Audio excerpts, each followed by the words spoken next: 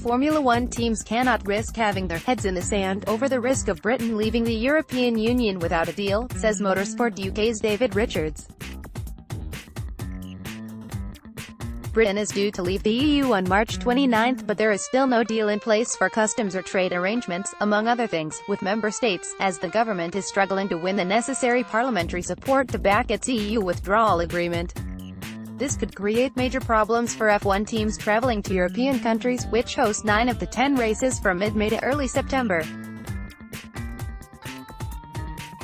Some, like Mercedes and Renault, have been very vocal about their concerns, but, as the Brexit line approaches, ex-F1 team boss and British motorsport governing body chairman Richards is concerned not all teams have fully considered the consequences of a no-deal Brexit. There are a few that clearly have a strong position on this and share my concerns, Richards told Autosport. There are others who, perhaps for their own internal reasons, don't wish to make a fuss about it at the moment.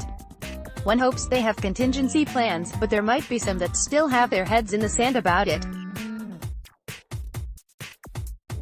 That I would caution against. 2 or 3 of them have been very clear that they are concerned about this, the others are showing less of a concern. The latest Parliament discussion over Brexit is due to take place on Thursday, but no further progress is expected to be made. That is likely to remain the case until February 27 at the earliest, to give British Prime Minister Theresa May more time to negotiate changes to the EU-approved withdrawal agreement and gain the necessary support from MPs. But senior EU figures have consistently said they will not alter the deal, prompting growing calls for a second referendum or for May to try to extend the Brexit line to prevent crashing out without a deal. Richards reiterated that the chief short-term concern is the impact a no-deal Brexit would have on moving goods and people across European borders for any team that competes in F1 or another series racing abroad.